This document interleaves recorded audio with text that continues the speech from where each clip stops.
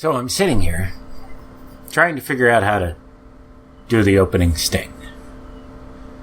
Do I quote a Twitter comment that says, "Thank God I feel safer when President Loco is on the golf course instead of the Situation Room because he's now at his Virginia Golf Club for the second day in a row. It's his 23rd golf course visit since taking office 19 weeks ago."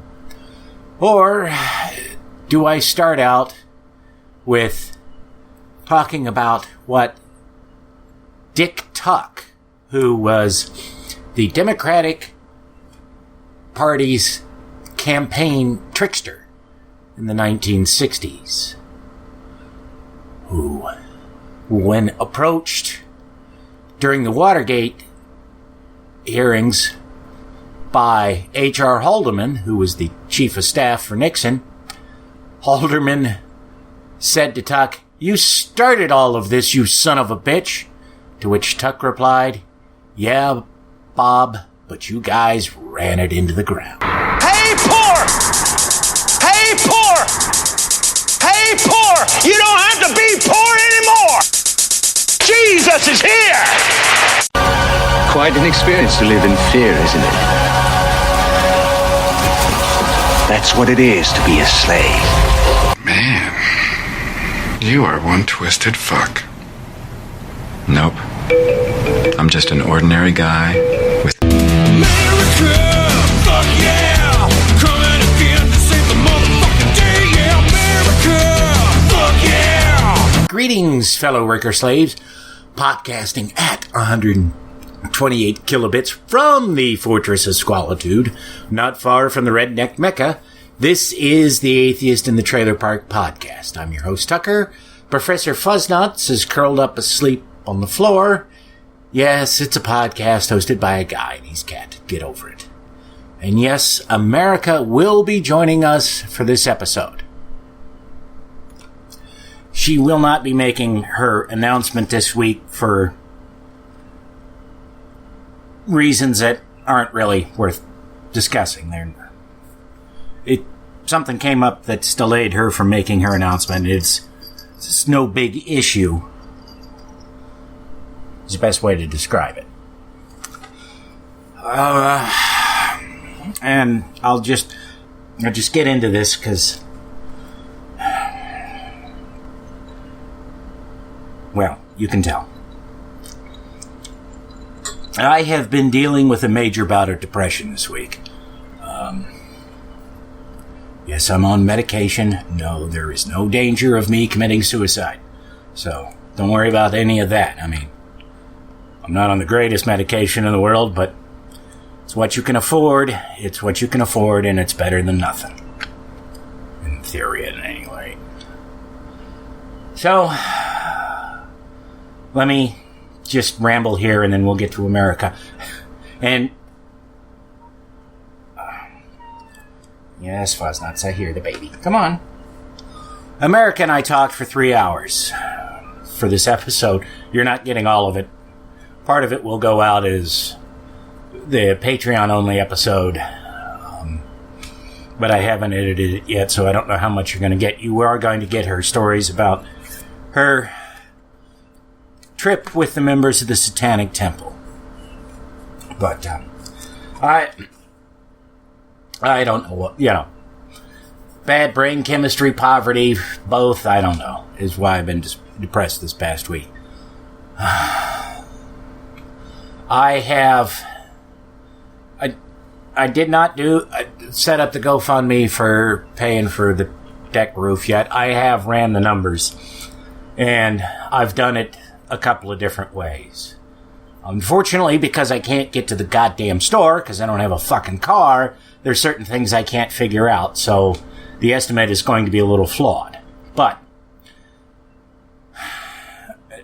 there's a chance it could be cheaper, but because I can only look at the website, and, the website for the local big box home store, Lowe's, gives you the website price and not the price in the store and stuff like that. I can't tell exactly how cheap it'll be. But I ran the numbers. I went through or how expensive it'll be.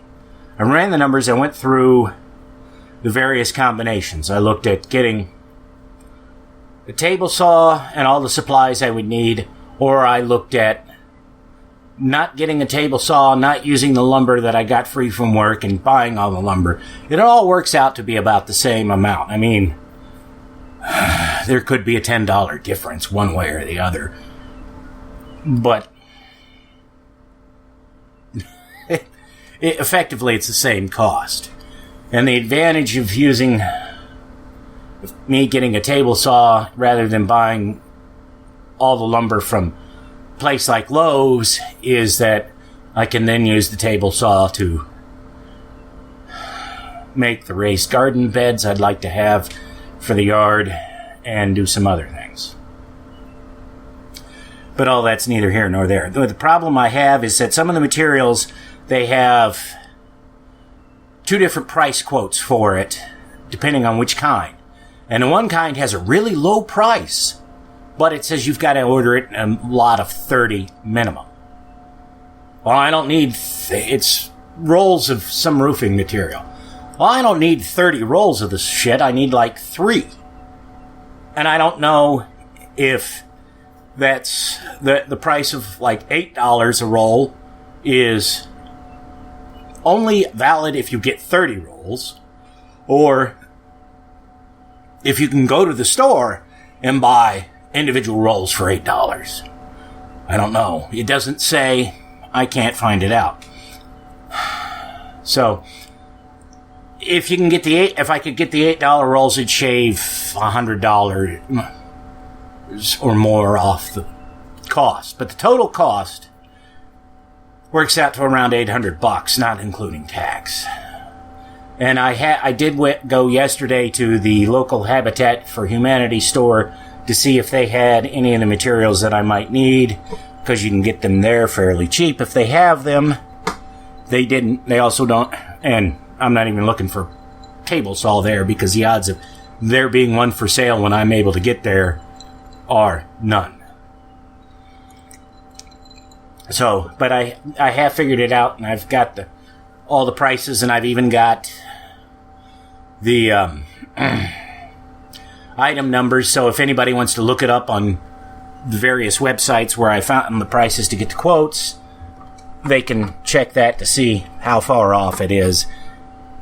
You know, because I know that sometimes, because the Lowe's website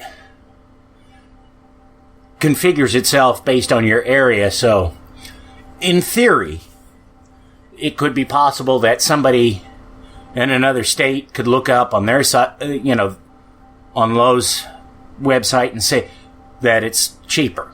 I know years ago when I was dating a Vietnamese girl, one of her friends opened a business selling doing car windshield installs, because it was cheaper to have his friend in California buy the windshield from a parts store like AutoZone or Napa and FedEx it to him in Tennessee, and then for him to install it, than it was for you to be able to call any of the installation places here in Tennessee and have it done, or even just buy the windshield yourself.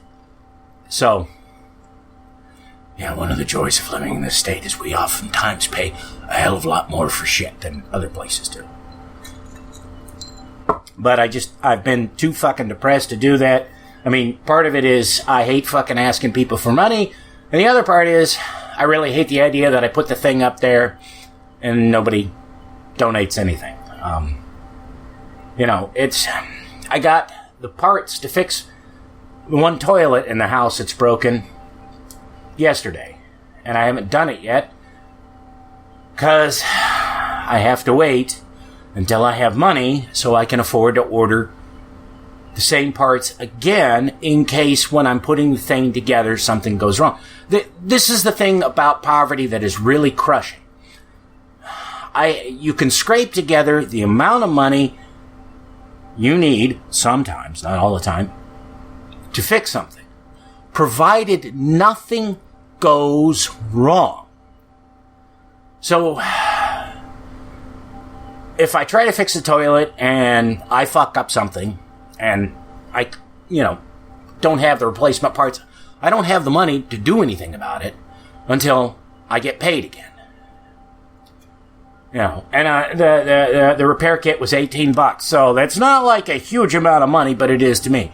And, after a while, you look at everything that breaks, and it's just like, I can't afford to fix any of it, because, anytime you fix anything, you're going to screw something up. It's just going to happen. You're going to, you break a drill bit, strip a screw, whatever.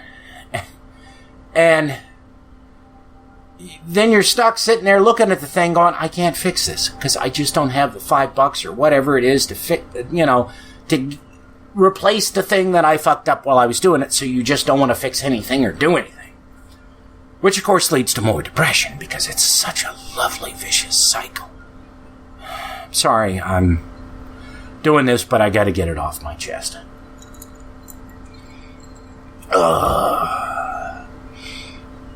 And I can't. I've been having issues with fuzz nuts. I've been giving him.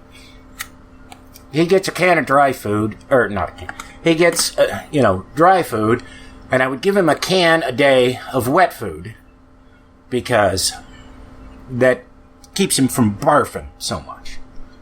Well, he's gotten finickier and finickier over what he'll eat as far as wet food goes. He still eats dry food, no problem. And, it's harder. I have limited options as to where I can buy cat food and what kind of cat food I can buy. So it's getting harder and harder for me to find a can of wet food that he'll eat. I even had, somebody was even kind enough to buy me a case of high-dollar wet food that's supposedly like crack for cats, to see if he'll eat it, because, it's a $30 cost for the case, and that's all you can get the case for. That's the smallest amount you can buy on Amazon, so I gotta have, and it's like, I can't really afford to blow $30 on a case of cat food if he's not gonna eat it. I mean, it won't go to waste. It goes out to, I put it out for the strays. But, that's a huge investment for me. So they were this person was nice enough to buy me the case of cat food. He doesn't like it. Okay. But, so I'm like, well, he's still eating, and he's just hyper as shit. So he's probably not in danger of dying anytime soon, because cats hide when they're not feeling well. So, in theory, with him being hyper, he's okay. Because usually when he's not feeling well, he'll take to hiding above the counter, or the cabinets in the kitchen or someplace like that. But yesterday, he started acting a little odd. So I'm starting to get worried that maybe there's something wrong with him, really wrong with him, and not just, he doesn't want to eat wet food for whatever reason. But then again, yesterday I gave him his flea medicine, and he really doesn't like his flea medicine. So perhaps he's just mad at me for putting his flea medicine on him, or he's not feeling well because of it, because it sometimes can give him a little rash. Or maybe there's nothing wrong with him, and I just think he's acting weird because I'm all fucking depressed. I don't know.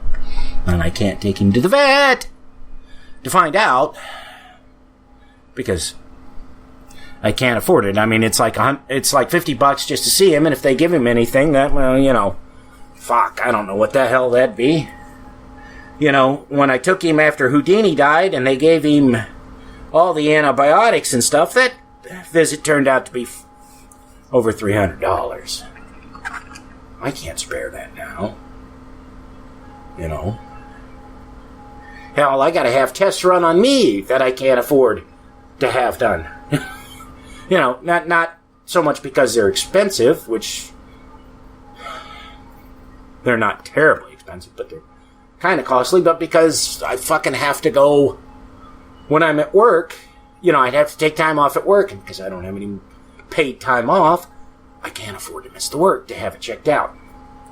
Oh, the joys of living in modern America, where we have such privilege because of American exceptionalism, and we don't need things like socialized medicine. Yeah. So, that's sort of where my head is at. And I apologize for being a downer, because Lord knows we all need some cheerfulness after everything that's going on. But I just, I need to talk to you folks, because, you're the only sane folks I get to talk to on a regular basis. And the only time I get to have an intelligent conversation.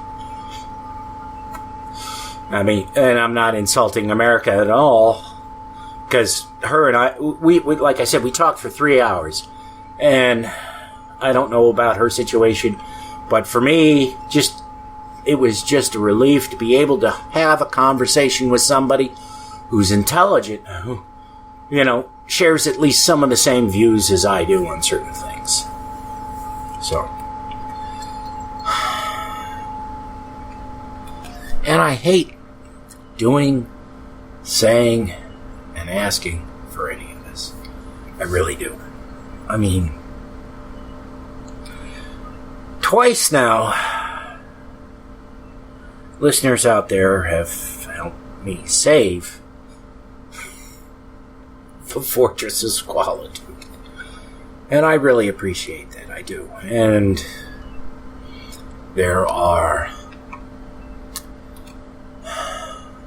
a baker's dozen of you out there who support me via Patreon. And I appreciate it. I really do. There are podcasts that I know of who are hosted by people I would expect to have more supporters. I'm reasonably certain they have more listeners than I do, but they have fewer supporters than me. And I'm not bashing on those podcasts at all. But I'm humbled, because I know the people. I've met them in meat space. They've come on my show. They have fewer supporters than I do, and they shouldn't. They should have more, because they do things that I can't. They have perspectives that I don't have. They have, and I love America for coming on the show and doing what she does, because she gives a view I can't have.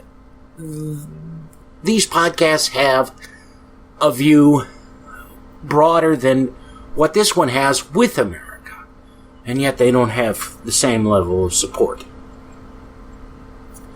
So I appreciate everybody.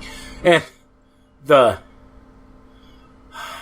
money I get each month, and I don't know exactly how it is, because folks have changed their levels of contribution this month. So until Patreon actually sends me the money, I can't give an exact figure as to what I'm getting, but it helps. It really, really helps. So I hate standing here and saying, I need more money. I do.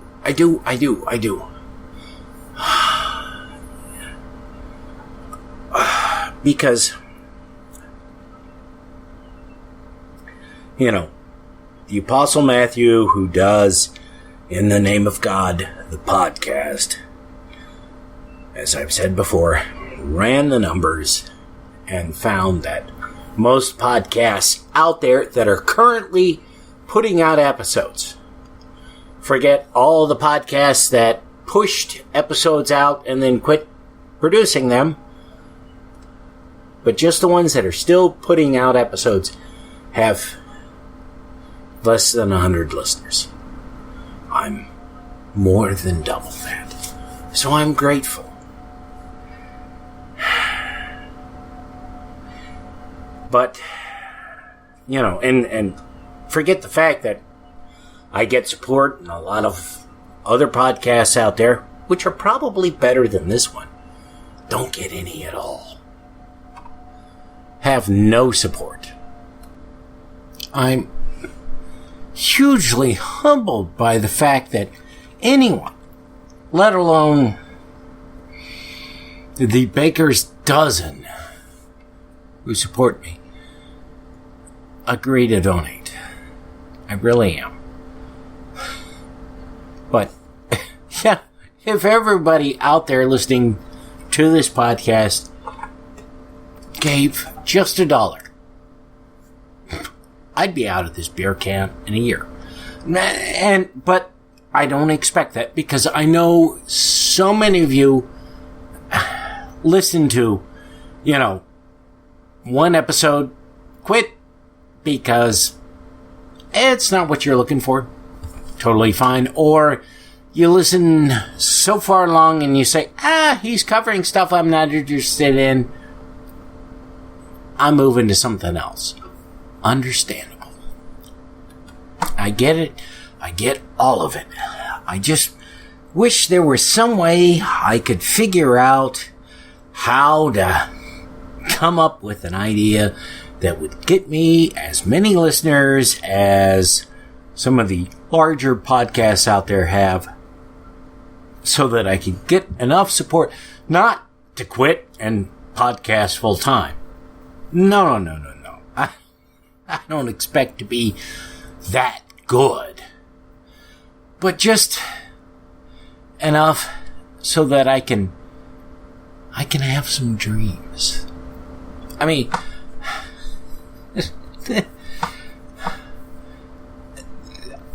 I don't know if anybody else's brain works this way. But mine, I can sit there and I can think of all these things that I could do which would help me one way or another, either financially or just emotionally. But they require me to have a little bit more money than it's possible for me to make now.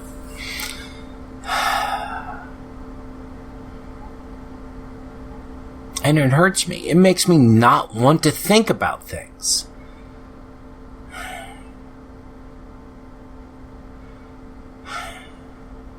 Seriously, those of you who've listened to those of you who are Patreon supporters and who listen to the bonus episodes, you'll have heard some of this.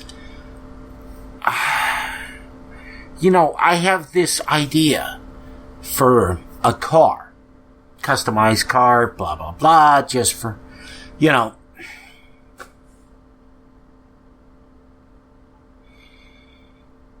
would be nice to have, but screw that. Let's say I get enough money to have a car. And right now, somebody gives me a car, it doesn't help because I don't have money for things like insurance. I don't have money for things like repairs or even basic oil changes.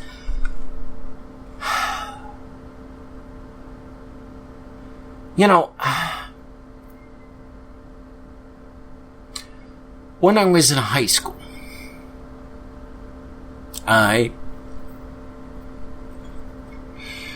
somewhere along the line, and I don't know why, I read a biography of Jim Morrison. And it opened my eyes to a number of different things. The biography of Jim Morrison is where I learned about Eric Hoffer's book, The True Believer, But it's also where I learned about Jack Kerouac's book, On the Road.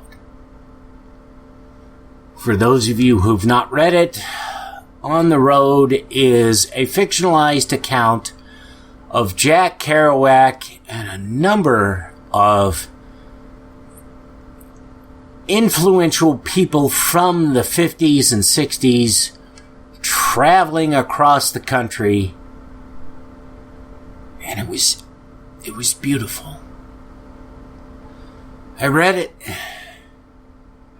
and it was like, man, one thing I want to do is get a car and a bunch of friends, and we just roll across the USA. Just start from wherever, Ohio or Tennessee.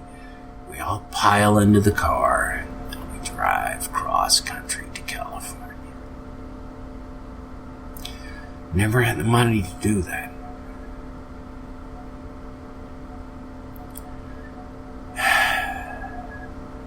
And, Fuzz Nuts doesn't travel well in a car. But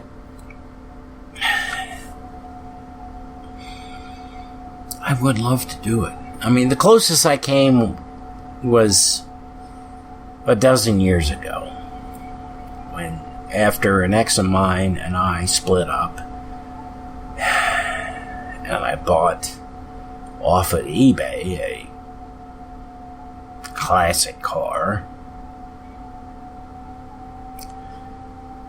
that was in Denver, and I rode the bus. God, Greyhound sucks. To Denver, picked up the car, and drove it back to Nashville. When I stopped I hit St. Louis, I ran out of money, and I had to call a friend of mine who had a sister who lived in St. Louis and said, "Hey, can you have your sister meet me here somewhere, anywhere, so she can give me enough money so I can get to Tennessee and there at least have the prospect of somebody taking a check so I can get home?"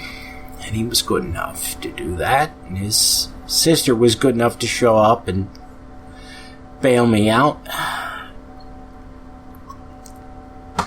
But, oh God, that's what I want to do. I so want, a classic piece of American iron. And I don't, it doesn't have to be some fucking overpriced piece of shit like a 60s era Mustang or whatever. I mean, I can tell you the kind of cars I would love. They'd all be relatively inexpensive or whatever. But just to be able to take,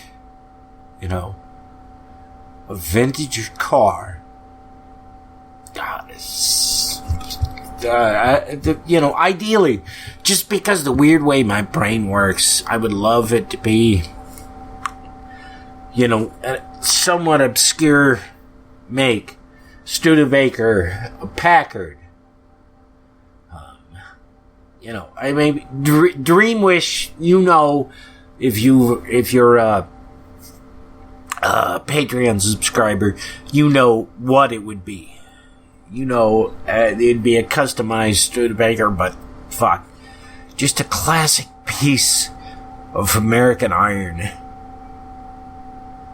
to get behind the wheel, drive cross country, go to California, and fuck, not have to worry about coming back, not have to worry about anything.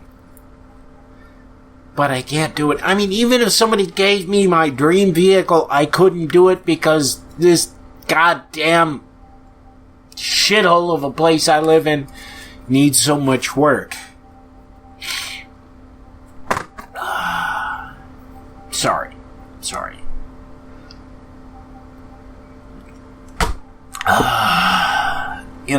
But my point with all this is,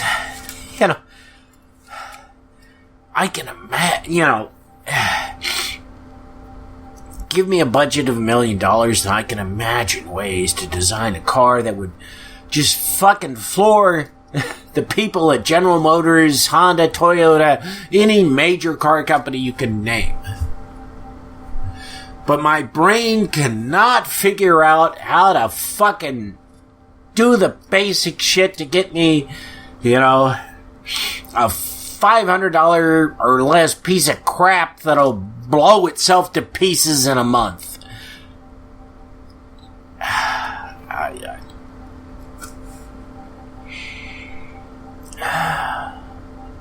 In theory, somebody gives me a new car, a car that has no mechanical problems, etc., etc.,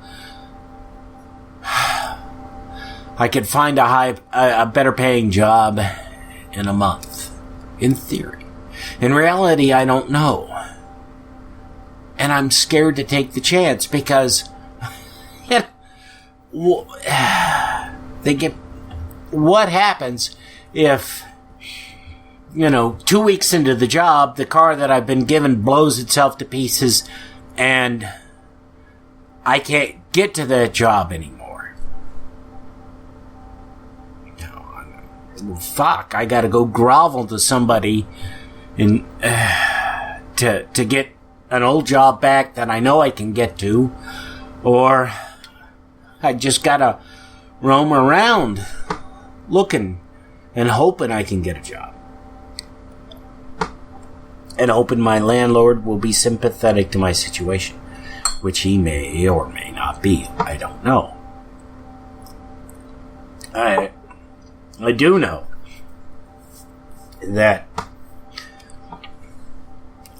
he has had somebody else evicted who had a trailer that was in pretty rough shape. Not as bad as mine, but, if he sent me an eviction notice today and says you have to fix this or that about the place or you're gone, I probably couldn't do it because a deck roof, if you've seen the show notes, is terrible.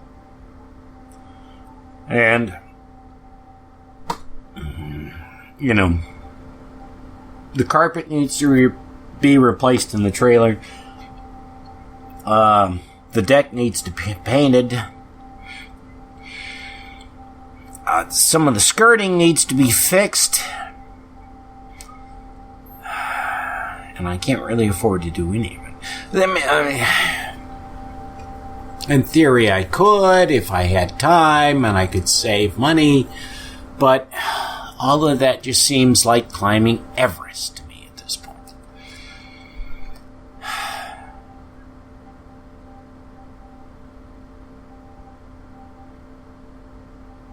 And I'm sorry. I really am sorry.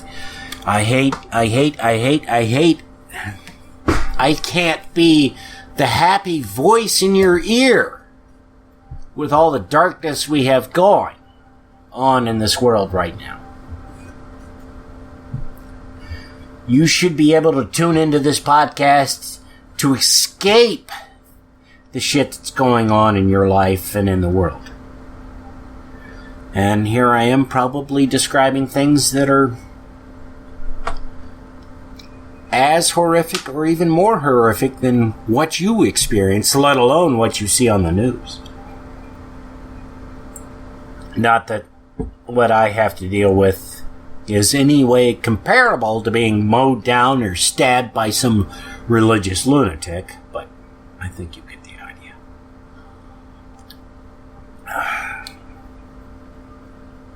And I'm sorry, It's humiliating and degrading for me to sit here and say, I need money. I should be able to walk out my front door, walk into a job anywhere, and have enough income to at least maintain the standard of living I have without doing the podcast. But I don't. If it weren't for this podcast, regardless of the folks who've donated to me when I've begged you because I've gotten an eviction notice, I wouldn't have a place to live. I don't do anything fancy. I don't eat out at nice restaurants. You know, and it's things like that that depress me. Not that necessarily I'd want to go to a restaurant where you have to wear a suit and tie, but it's just that if I don't feel like cooking and I say, I think I'll get a pizza, I have to run calculations in my head. Well, what can I afford if I get a pizza? What do I have to give up this month if I get a pizza? You know. Or, you know, can I get the kind of pizza that I really like, or do I have to settle for cheap shit? And, you know, I have one of the things that I used to do, and I don't do so much anymore. I would go to Goodwill because and look at their cookbook section, because you know I got they would have textbooks from culinary schools, and you know they're like $3. Well, if anybody who's ever been to college knows that a college textbook is insanely overpriced. So I'm like, hey, I got a culinary textbook. And I would get these things, you know, textbooks. I would get other cookbooks. And, you know, I'd be able to tell myself, well, you know, I live alone. I don't have a lot of friends. But, you know, I get this. I learn these things. And then I can go out and, you know, if I have friends over, I can cook things. If I'm in a relationship, I can cook a fancy meal for somebody. And now I can't even buy that.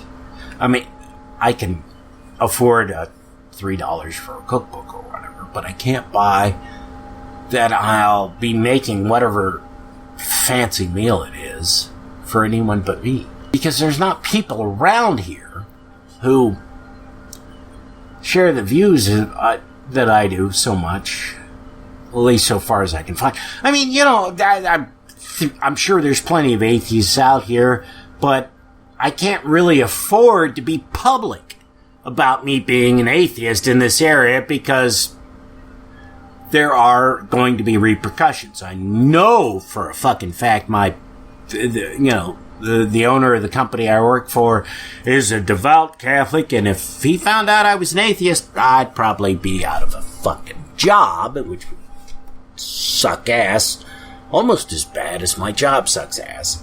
And, you know,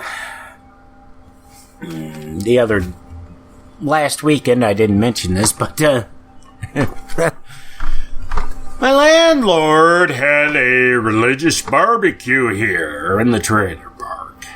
You know, so I'm quite sure it was tied in connection to some church. I forget the name of the church at the moment. But I'm quite sure if he found out I was an atheist, he wouldn't be as forgiving as he has been of my financial situation. So, you know, I have to keep shit on the down low. Sorry. Actually, I shouldn't apologize at all. Because nobody should have to live in this shit. Nobody should have to deal with this. But we do. And as I need to remind myself, part of the reason why I started this fucking podcast was so that folks would know, hey, we're not all wealthy motherfuckers like,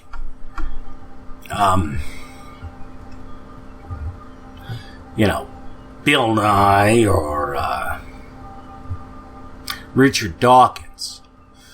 There are atheists out there in America, in the United States, who are dirt fucking poor. who struggle day to day with survival and can't be public with their atheism because they know if they are, they'll be homeless.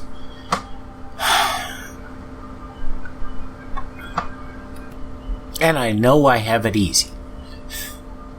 I have a friend who lives in Tennessee. She's divorced. She cannot be as open about her atheism as I am, because if she is, she will lose custody of her kids. The details with her divorce decree stipulate that she cannot have another man spend the night in her house so long as her kids are there. Now, all right, potentially you could say not a good situation for, a woman to have kids in a house and have, a dude showing up every hour on the hour. That may not be a good situation. I'm not an expert in these matters, so I don't know. But she cannot even have a long-term relationship with somebody unless she's married to them and still keep custody of her kids if they're going to be in the same house while the kids are there. Overnight. So,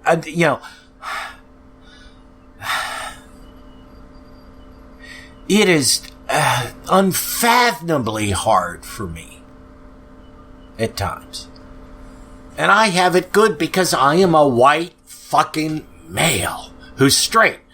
I cannot imagine what it's like for my friend, for America, for anybody who doesn't have the same privilege as I do.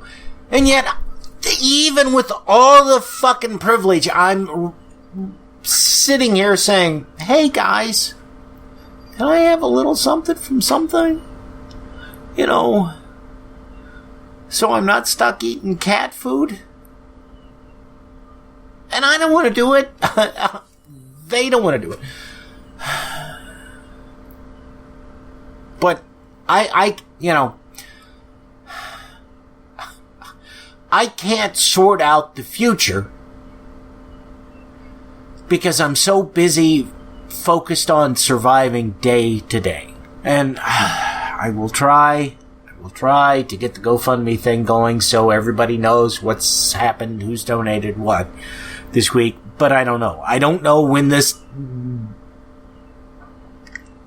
goddamn darkness behind my eyes is going to let go of me.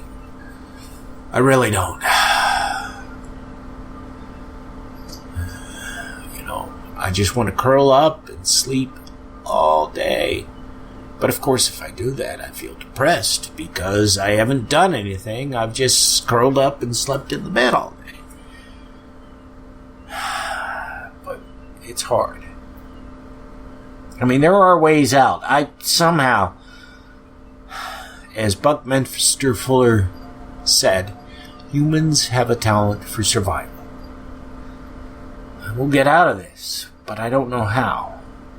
And I don't know how we'll be able to do it without help from other folks. And I know that there are people listening to this podcast who are in the same situation as I am, if not worse. One of the people who listens to this podcast, I know, is disabled and in a wheelchair and, doesn't make any money because all they get is a pathetic little disability check from the government. So I hate sitting here saying, hey, I'm going to be in trouble.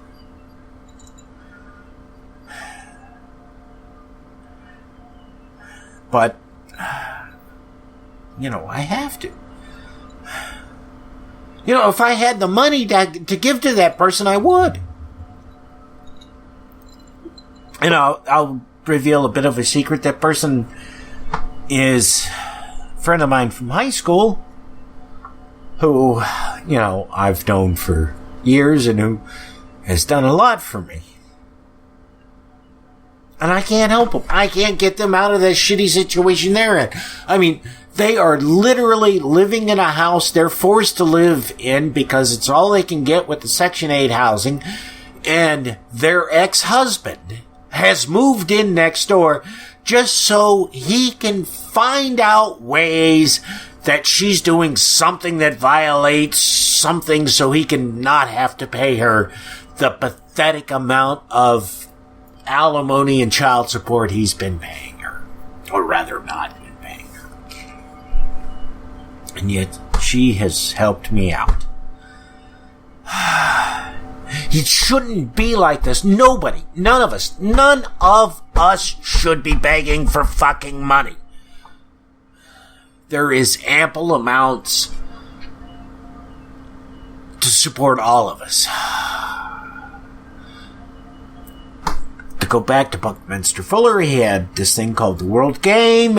He started doing it in the 60s, and even back then, they figured out that there were enough resources available without, like suddenly deciding, oh, we're gonna mine Antarctica, to give everybody a decent standard of living. Yes, we would have to change the way houses were built. Oh my fucking God. How horrible is it that we suddenly have to put more insulation in a house so it uses less energy?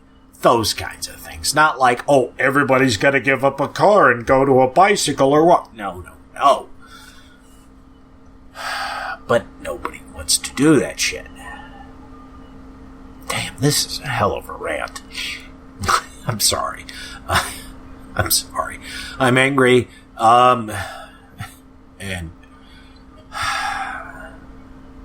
I'm angry. I'm depressed. I just want what anybody wants. Some simple comforts. I want to, I want to be able to go to the store, see some random piece of crap that I don't really need and think, fuck, I'm going to buy it. But I can't do that. And I know there are people out there listening to this podcast who are in the same boat. So it hurts me to sit there and say, please, somebody, help me fix my fucking deck roof. Or fix my toilet, or whatever. I gotta do it because I'm hitting a wall. And I don't know how to. I need to be able to interact with people in meat space. I need to be able to talk to people. I need to be able to go out. I need to be able to do things. Because if I don't, then that part of me which says suicide's a bad idea isn't going to be enough. Now, granted, that's 10 years away, maybe, And when I say maybe, I mean, who the fuck knows what's going to happen 10 years from now? I could talk myself out of it at any point in time. But I know I'm in behavioral patterns. I drink too much. I smoke too much. I spend too much time alone. They're not healthy for me. I need to be able to get out, socialize, do other things, but I can't. I can't because I live in ass-raped Tennessee. I have no money.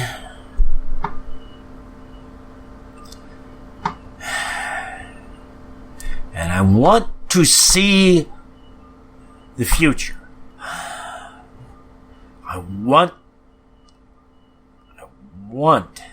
to see what it's like to live in the kind of world that we see in Star Trek. And I know that sounds impossible, but trust me, fucking guys like Elon Musk and a few others are actually pushing for that kind of shit. So, okay, maybe I won't be able to live forever, whatever. I might live long enough to see a human being walk on Mars. I would love that. I would love to be able to say, I saw people walk on the moon. I also saw people walk on Mars. I would love that. I would love that. But at the rate I'm going, I won't be able to. And it's just because I don't have the, I don't have the money for a car. I don't have money to go out, hang out with people. I don't have the basic money. And I live in a part of the world where fucking God dominates everything. There is a gas station here that is offering, not in the town I live in, but in Nashville, that is offering $50,000 for Kathy Griffin's head. Yeah. All because of that stupid shit she did with the fake Trump head. You know, they didn't offer, this gas station didn't offer $50,000 for anybody who, hung Obama in effigy. But they sure as shit are offering $50,000 for, Kathy Griffin. But, I'm sorry. Was I raving again? We're an hour into the fucking show almost, and I haven't even played the bits with America. I'm sorry. Okay. I'm going to cut myself off now because I'm just in one of those loops. And you will hear America talking about her trip to Salem, Massachusetts, and Boston. And then part of what we talk about later on in our 3-hour conversation will be put out for free for everybody, and part of it will be put out as a bonus episode. Damn. Sorry, guys. But this is what depression and anger will do to you. Well, I tell you what, let's kind of get this started. Figure we'll talk about your adventures with the Satanic Temple. Okay.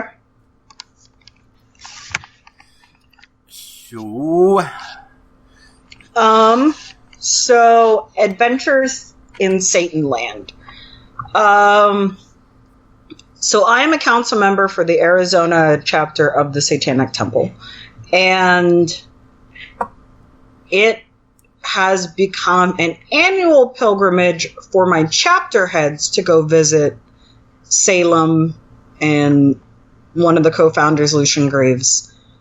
And this year, just in a council meeting, they suggested we all go, or as many of us as possible go. And so it ended up being about 8 people that went. Not all of us stayed the whole time because, we've all got different work schedules, but we all were basically there for about 4 straight days. And Salem was wonderful and beautiful, and it was fun to meet Lucian Greaves, and it was beautiful to be in the house. There is an artist who did a lot of their work, and I'm going to have to find his name and then post it in the show notes. But he had 2 absolutely incredible pieces that just really struck a chord with me. One of them was of Baphomet sitting there, and just this beautiful statue, and then there was this gold ribbon wrapped around really artistically, and it just was beautiful, and it sat on this marble fireplace in the room that they do their speeches in, and it just was absolutely gorgeous. Another piece that I sat in this room like no one's around, and I'm being all emotional, and I'm just crying because this piece just hit me. So it is this tall black woman, and black in like the color, not black as in the way we see like African American people. Black, like, so my dad's from Jamaica, and I used to call him like that midnight blue black, like the original, Right. If you don't smile at night, no one can see you black. Mm-hmm. So she's this tall, gorgeous black woman with this big, beautiful afro, and she's got this deep blue ribbon wrapped over her eyes, and she looks like Lady Justice. And she's topless, but she's in this long, flowing skirt, and she's holding a leash, and it's just this, she's beautiful, and I sort of imagined her like coming to life, and she would have been one of the most stunning women to just ever be in your presence, right? And so she's holding a leash, and the leash is white, and at the end of this leash is a white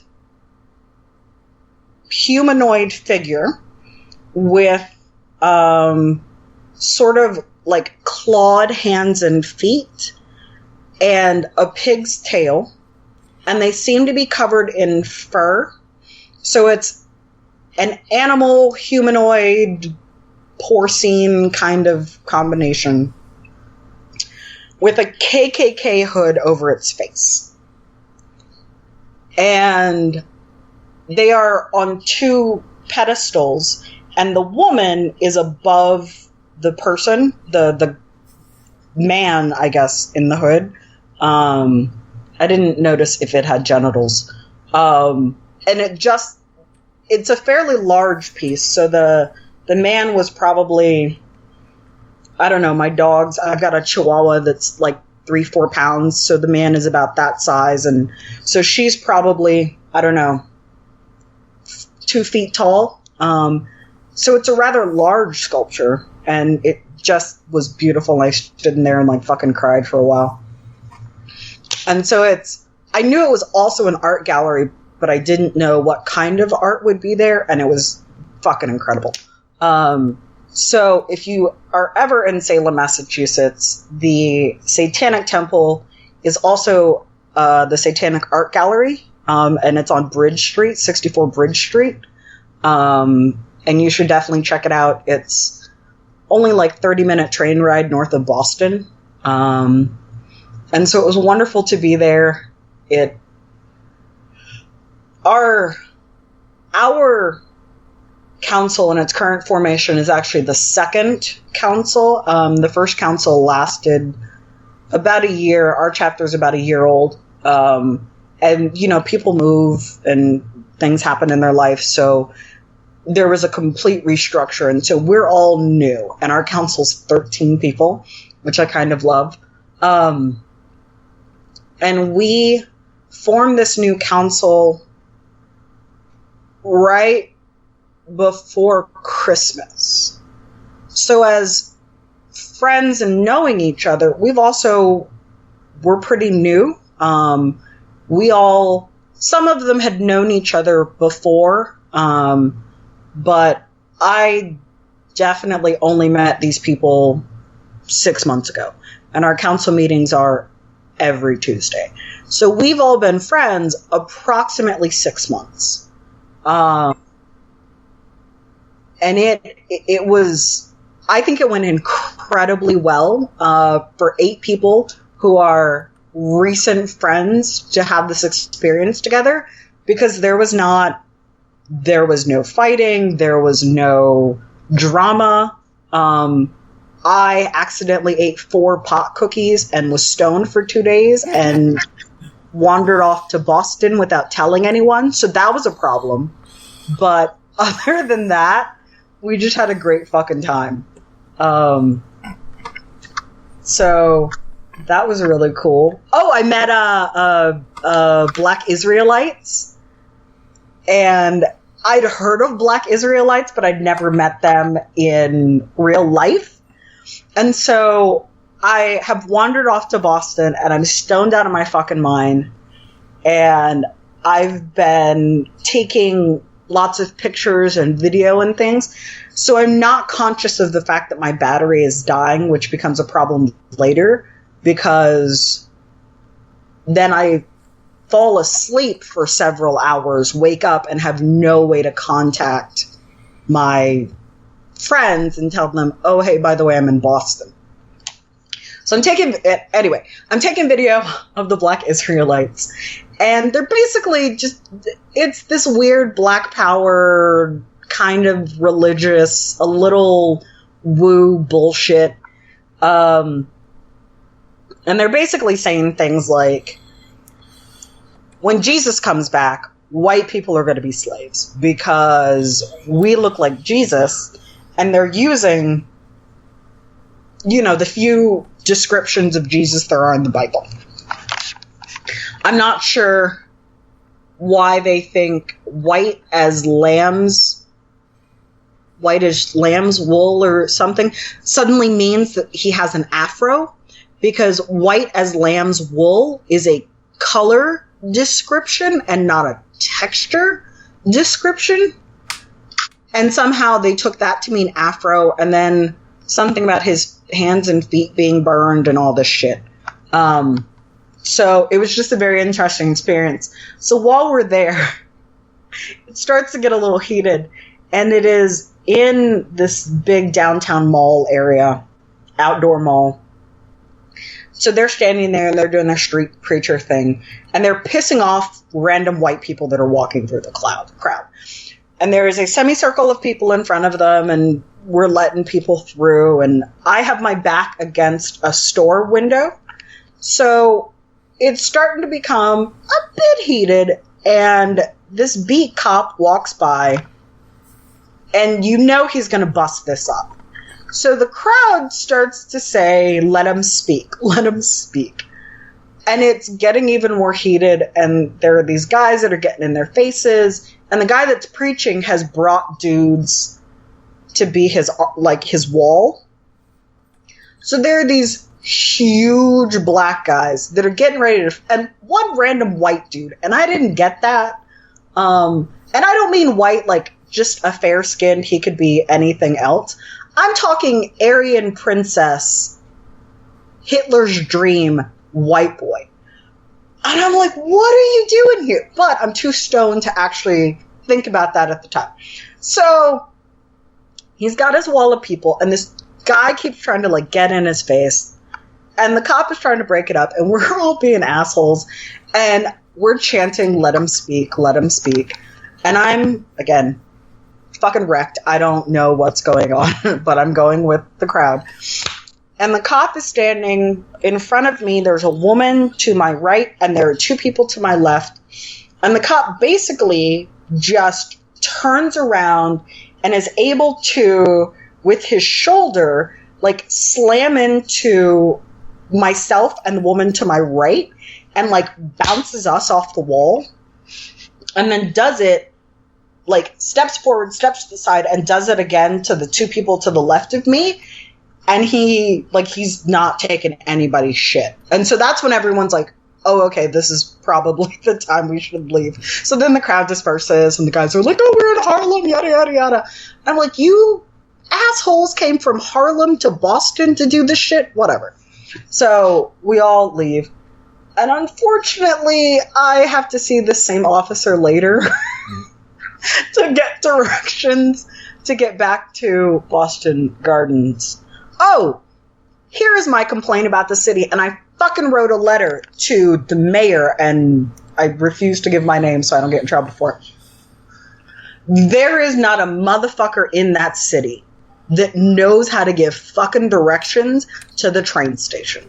When I tell you, even though I am high, I have been in enough big cities to figure out what you call commuter trains and how basically all the train systems work. Public transportation is the same anywhere you go. Fucking the same. So I am trying to get citizens of Boston to get me to the main train hub so I can catch a commuter rail from Boston to Salem. And I'm telling them, I need to go north to Salem. Where do you find the commuter rails? Not a motherfucker knows how to get. I'm in downtown Boston, the middle of your city, and no one can tell me. So finally, I just sort of wander in a direction that I feel is correct. I wander back towards the harbor, which I vaguely remember was really close to the train station. So I start getting around bars. And now I'm at, it's a street and it's a chain of bars. And even the bouncers have like the chain name on their shirt. So I'm thinking, okay, this is a really fucking touristy area. These guys have to know. Because, like, you've got to know. So I walk up to several bouncers, and not a one can tell me. And I finally get to the last bar, and this dude is able to get me there. But he says, the trains, or the commuter rail, is in Boston Gardens. And I said, okay. I've never been to Boston before.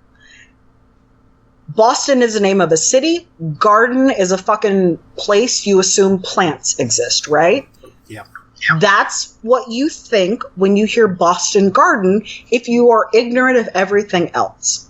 So, I am walking around looking for large gardens. I'm assuming it's just going to be a building or a set of staircases down into the garden. So what happens is, I see a building and it says TD Garden. And I'm walking around that building because I'm seeing nothing else that says anything about a garden. Nothing. And nothing that says Boston Gardens and nothing that says train station, which doesn't make any sense. Why don't you have signs to the train station? So finally a bus pulls up to a stop and I ask the guy, I'm like, hey, I'm looking for Boston Gardens. I need the commuter rail. He's like, oh yeah, it's right there behind you. And so I look at the side of this building and I was like, well, that says TD Gardens. He's like, yeah, it's the name for it used to be longer and TD is the name of a bank. So it's TD something Boston Garden Arena. I was like, you've got to fucking be kidding me. The train station is inside their sports arena. Yeah. And I had no fucking clue. I was like, I hate this fucking city. Because there was not I'm used to better mapped out cities. Their city planner is a fucking drunk that just, I don't know how they laid out their streets. So I will say I'm kind of biased because New York and Paris are my gold standards for like city layout and transportation. So it's a little confusing to get around, but how do you not have signs in the general vicinity of your train station that point to your train station? There's a fucking red line. Excuse me for all the cursing. I'm just so frustrated about it. Ugh. There is a red line that goes all over the city to do a walking tour of historical sites. But you can't get me back to the train station without, like, there's no signage. Drove me crazy. I want to slap everyone in that city. So I'll never go back. It was absolutely, we're not doing Boston ever again. That was the worst experience I've ever had in my life. If for no other reason than, how do you not know how to give people directions in your city to the train station? Okay, now, I have been told by people who live in Boston that, yeah, they know what you're talking about, and they really don't care because it keeps the filthy tourists away. So it's sort of deliberate on their part. That city, I think, or there are lots of industries in that city that would drown without tourism. I know, but they want to keep it so that, like, you do, people do like you did. You know, you go there once, this place is too fucking confusing, I'm never coming back. Rather than saying, oh, this place is wonderful, let's come back every year, and then really overwhelming the city. That's supposedly the thought processes behind it, but I don't know how true that is. That is, and Boston is much older, so Boston, I'm sure there are generations of people that have lived in Boston, but that's the attitude people in Austin have, Austin, Texas, and it drives me crazy because the people in Austin are not, for the most part, generational. They're assholes that moved during the recession. So at best, they've been here 8 to 12 years. And suddenly it went from keep Austin weird to, oh, well, now we've gentrified the fuck out of the city, and now we don't want people visiting Austin. Because we visited and fell in love, and we don't want anyone else here. Drives me up a fucking wall. Yeah, I can understand. And you'd hate this part of the country, Tennessee, because there is a road that is a block away from my house, right?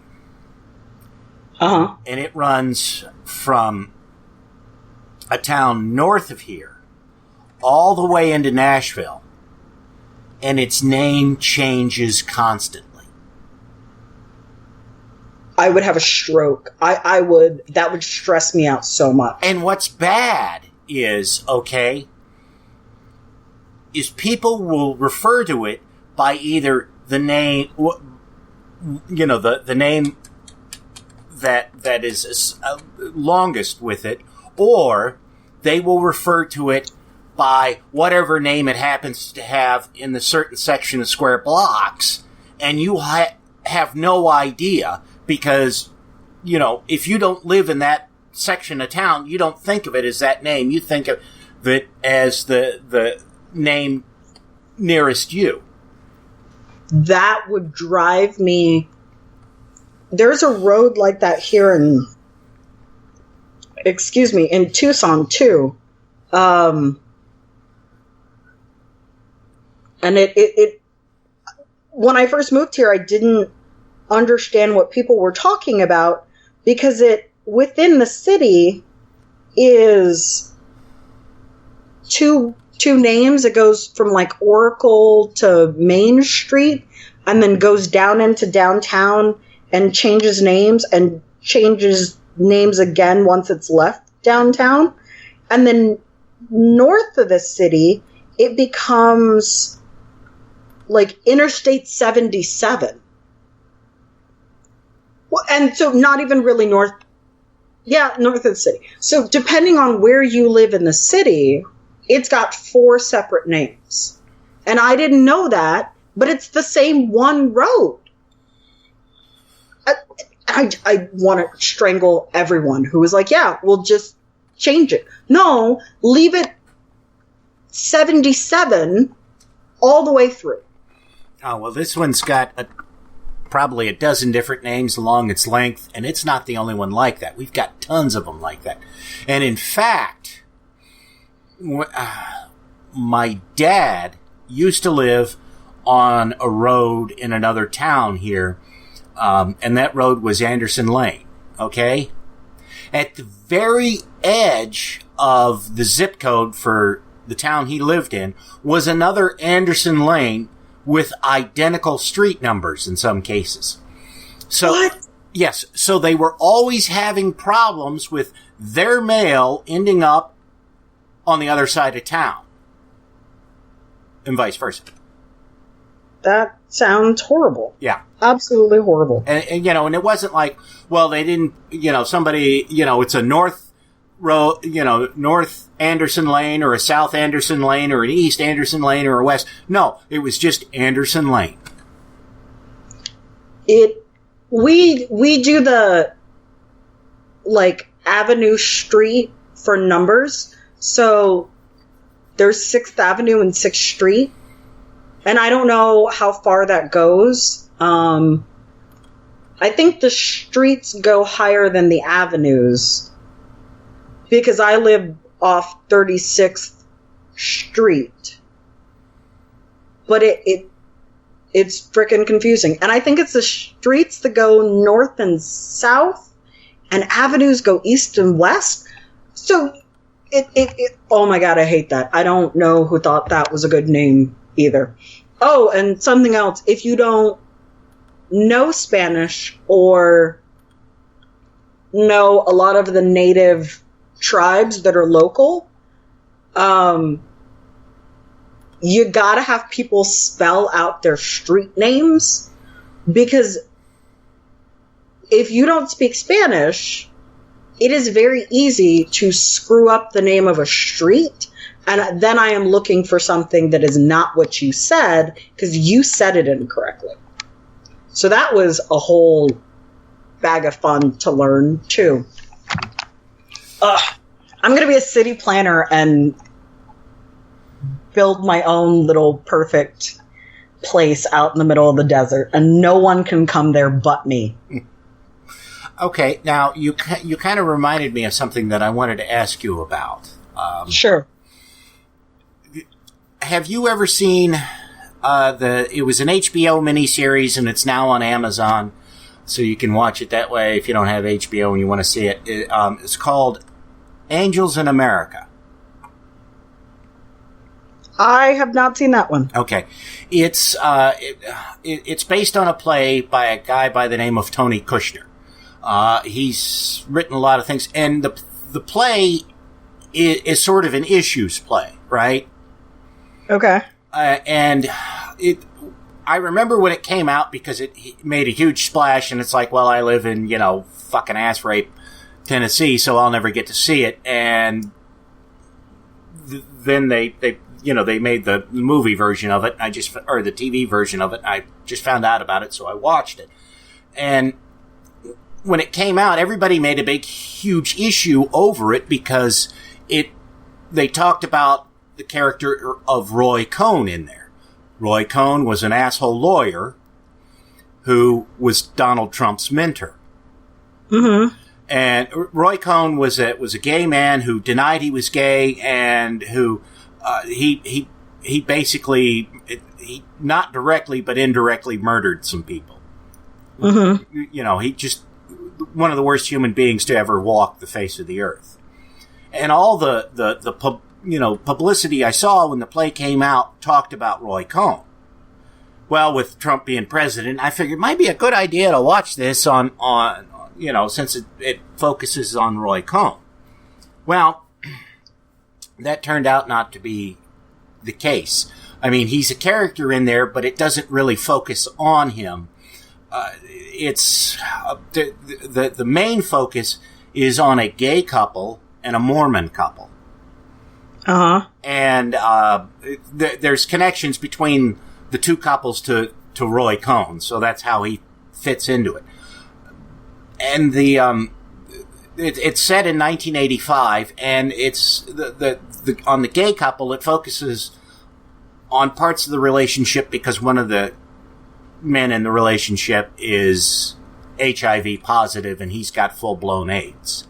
Mm-hmm. And I mean, I'm not a gay man, and I don't have AIDS, but a few years after this took place, I did take care of a friend who was dying from AIDS. And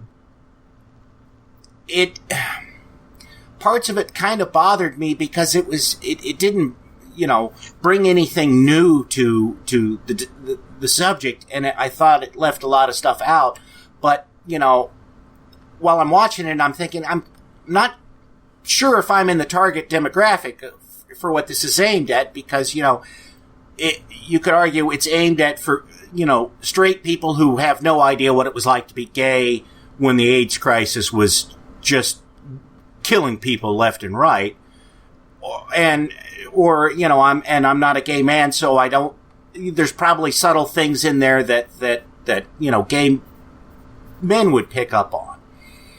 So that was sort of like trying to figure out where it was going from, and I was just wondering, have you seen things that are related to black issues that were, issue movies, and you're like,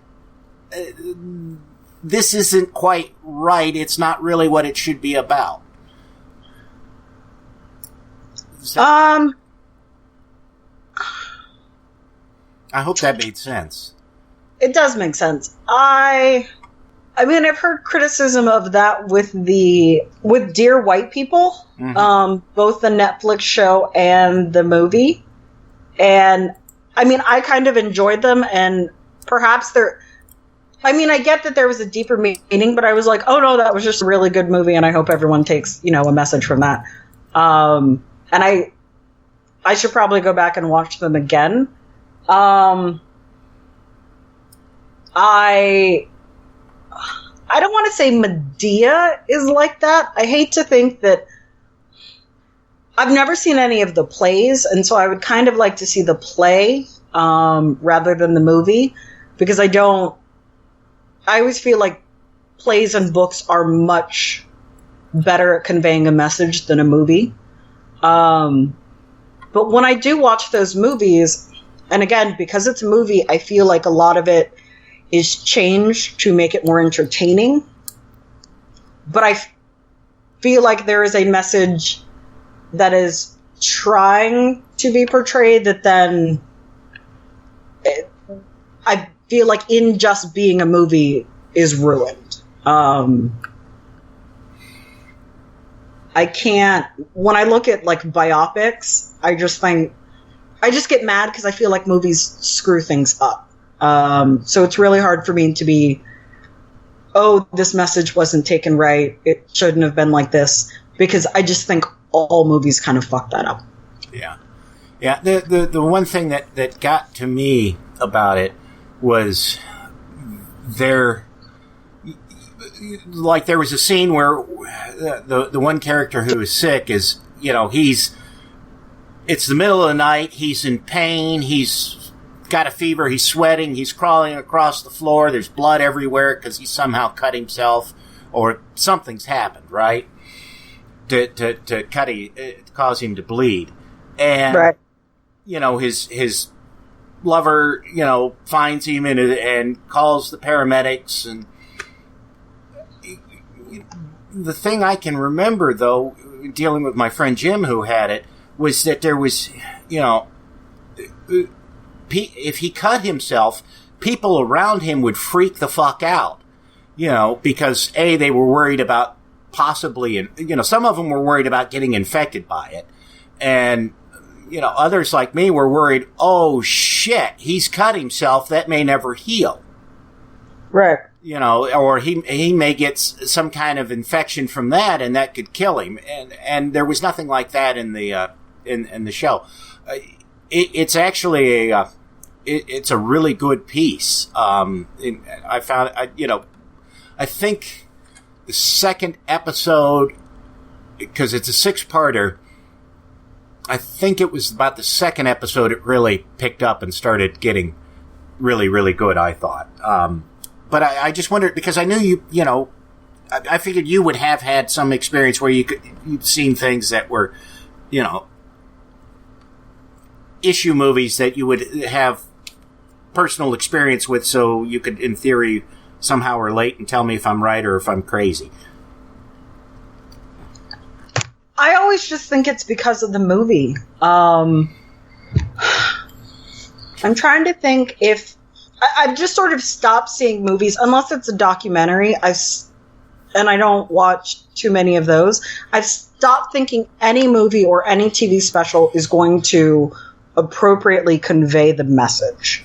I am way more pro book always. I just assume a movie is there for entertainment. So I'm trying to think. I don't know if there's ever been really a movie I've thought, okay, you didn't do this correctly and didn't blame it on it just being a movie.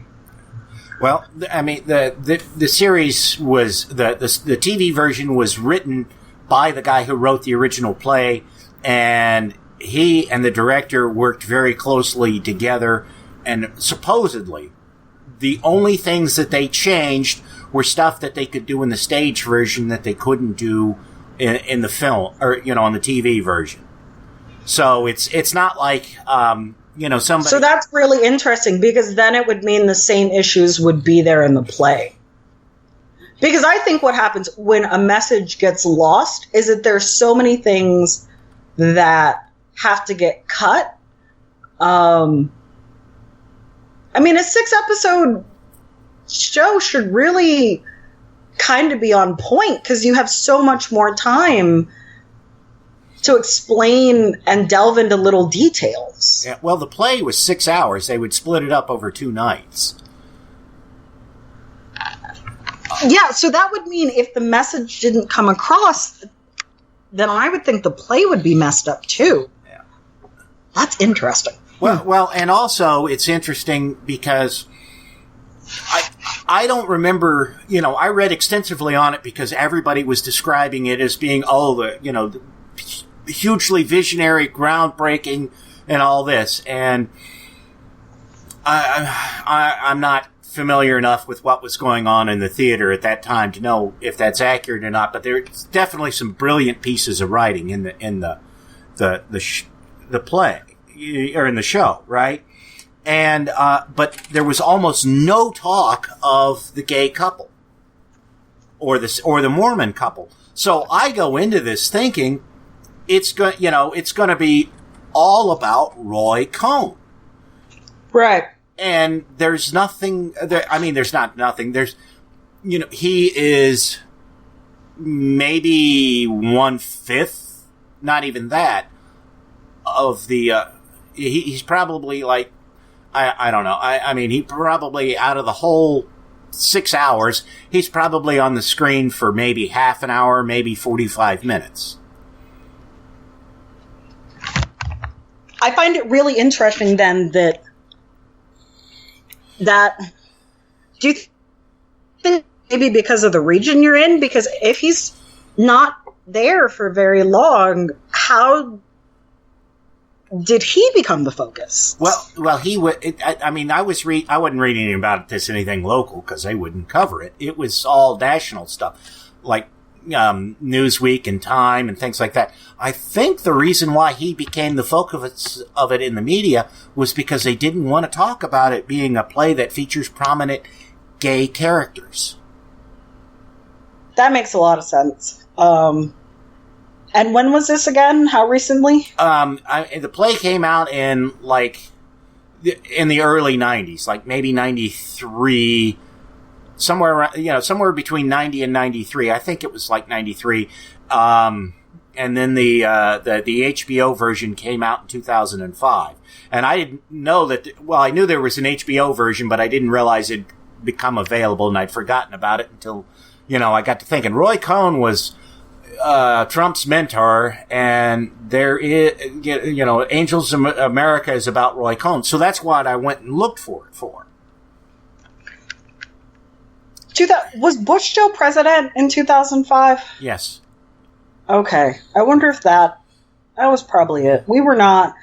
Well, 2005 is 12 years ago, and I'm surprised at the progress we have made.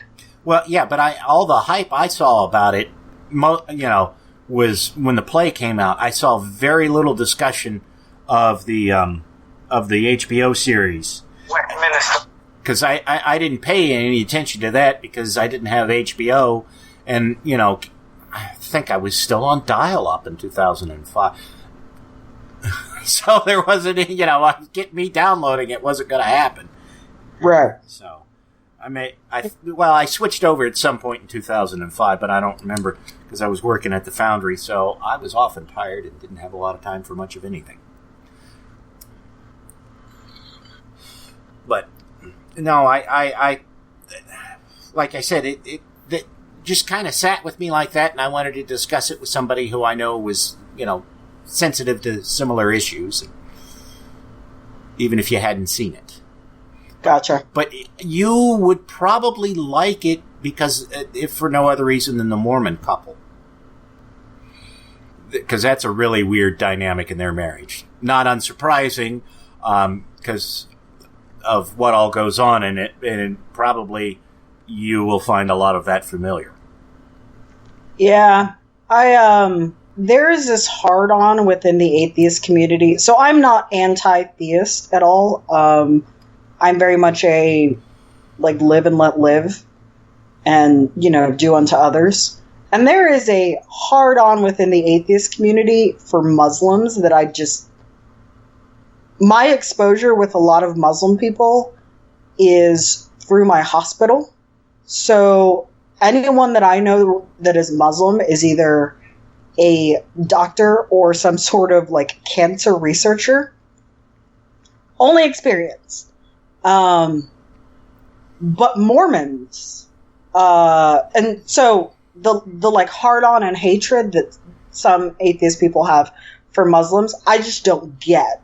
Because my only experience is these people who are saving lives at all times. That's who they are. So I don't get it, because the people that I know are amazing individuals. So it just doesn't make any sense. But Mormons, as a religion, I fucking hate. It is, and it shocks me because I'm trying to get away from that, but it's not. It is not something I think I will ever get over. And I don't understand, and perhaps it's because in the same way that they don't have a lot of experience with, like, bad Mormons, I don't understand how people do not absolutely hate the Mormons. I just don't get it. Because if you're gonna have exposure to someone that is going to use their religion to fuck up your life, it's gonna be the Mormons. Although I'm sure there are people that live in Utah or Iowa or some backwoods hick town that have exposure that feel the same way. But, oh my God, those people. I tried to watch the Book of Mormon and went into this rage and couldn't even get through, like, the third song. Well, this is... because I don't want to spoil anything for you. Oh no, you can totally spoil it. Because I'll read the plot and then decide whether or not I actually want to see it. Well, okay. The one of the guy in the Mormon couple turns out to be gay. You know, he's been closeted all these years. And there is some definite, like, his wife is a pill popper because, you know, she's not getting anything from him emotionally or even sexually. Right. And there's some pretty intense scenes between the two of them before she finally gets him to admit that, yes, he is gay. Yeah, that's totally unsurprising. Yeah, so it's not a happy look at the Mormons like, oh, they're really nice people, blah, blah, blah. There is some definite, hatred, or not hatred, but, you know, a definite, clear look at, you know, aspects of Mormonism. And, oh God, what's her name is in there? The chick who gets all the Oscars.